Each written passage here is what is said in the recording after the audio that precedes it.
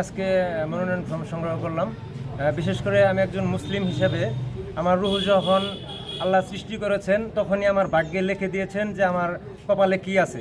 আল্লাহ যদি আমাকে এমপির চেয়ারটা কপালে লিখে রাখে, ইনশাআল্লাহ জনগণ আমার সাথে থাকবে এবং কি আমি আশা করি আগামী জাতীয় সংসদ নির্বাচনে আমি সেই চেয়ারে বসতে পারবো যদি আল্লাহ আমাকে লিখে রাখে। আর বিশেষ করে আমরা জামালপুর সদর 5 আসনে 54 বছর যাবৎ আমরা অবহেলিত। অনেক এমপি মন্ত্রী নির্বাচিত হয়ে আমাদেরকে অনেক প্রতিশ্রুতি দিয়েছে, তেমন কোনো চোখে দেখার মতো উন্নয়ন করে নাই। ইনশাল্লাহ আমি যদি ওই চেয়ারে বসতে পারি তাহলে জামালপুর সদর 5 আসনবাসীর ভাগ্যের পরিবর্তন ঘটাবো।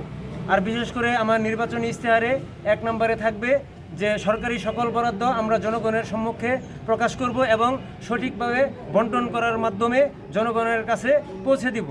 বিশেষ করে আমরা বিগত দিনে দেখেছি যে সরকারি বরাদ্দ কি আসে না আসে সেগুলো সব রাজনৈতিক দলের নেতারাই ভাগবটোয়ারা করে খায় বা খাচ্ছে। তা আমরা চাই যে আমরা সরকারের অনুদান, যা গরিব দুঃখী মানুষের জন্য যে অনুদানটা আসে সেটা আমরা গরিব দুঃখী মানুষের মাঝে সুন্দরভাবে বন্টন করার মাধ্যমে তাদের হাতে পৌঁছে দিব।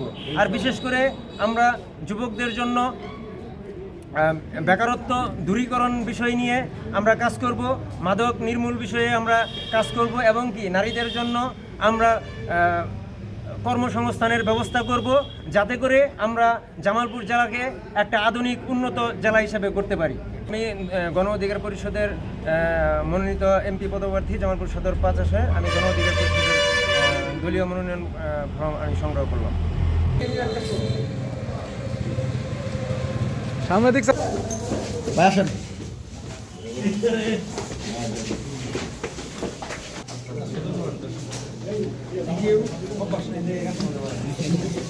না